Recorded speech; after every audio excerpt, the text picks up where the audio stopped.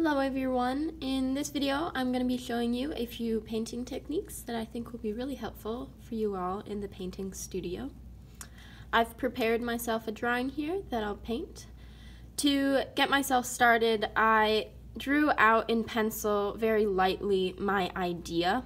This is something that I saw online and was inspired by. So I always like to draw out my idea because then I know where everything is going. And it's not a very detailed drawing, but it places where I want all the objects to be in my painting. So when I first start painting, I start with the background and usually the biggest areas.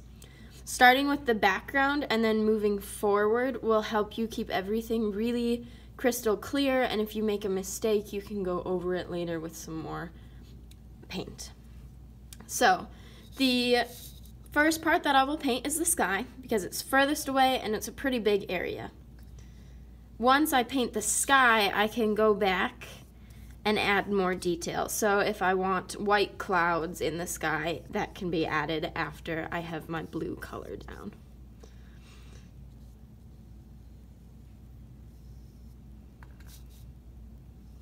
So once I have all of the sky painted, and I'll let you all use your imagination that all of this will get painted, I would probably move on to the area down here, which would be a grass field or a flower field.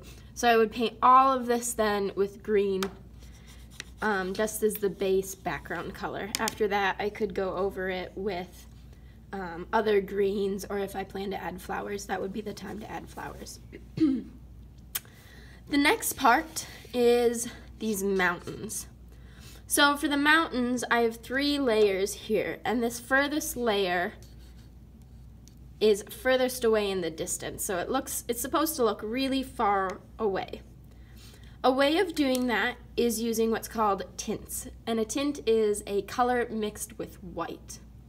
In addition to tints, we have tones, which is a color mixed with gray, and then we have shades, a color mixed with black.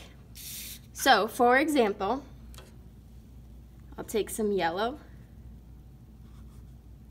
and then add some white.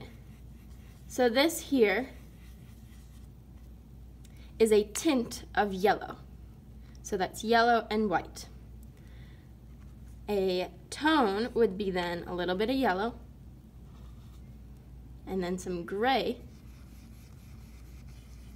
And this now is a tone of yellow. And then the last one, a shade, so a little bit of yellow, a little bit of black, mix it together. This is now a shade of yellow. Using tints, tones, and shades can really help you while you're painting because it can add depth and make your painting more dynamic. So when I get to that point, maybe I want to paint my house yellow. I could paint the front side with this shade of yellow, tint of yellow, and then perhaps this side over here is in the shade, so I might use that tone of yellow to give the shaded look. Whereas the front side would have this bright yellow. And that makes my house look a little bit more 3D. So like I was saying though, the next part that I would really paint are these mountains. And for that, I'm gonna use tints of green to create that depth. So I'm gonna start with a little bit of green and then some white. Mix it together.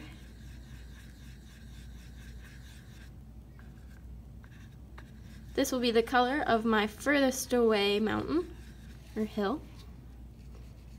Back here.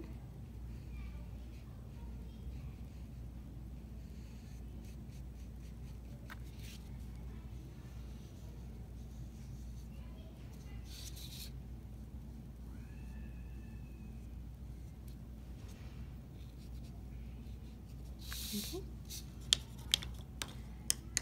Now I want the next layer of mountain to be a little bit stronger in color, in green color, so I'm going to add some green to that.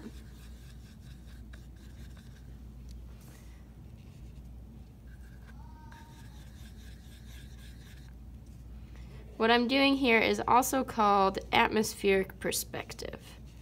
And that's how things in the distance look lighter than the things that are right in front of you.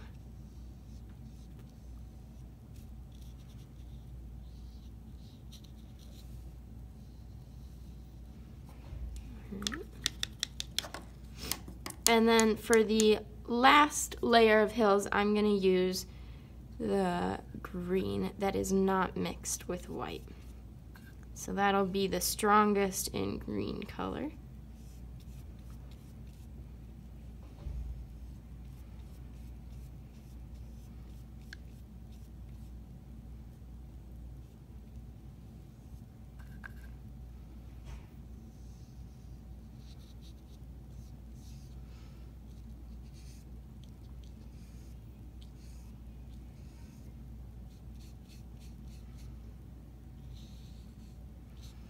Alright, so you can see by mixing just a little bit of white into my green color, I've created depth in my mountains.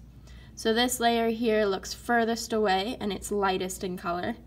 Then the next layer is a little bit stronger in green color and looks a little bit closer. And then this closest to us is the strongest green color.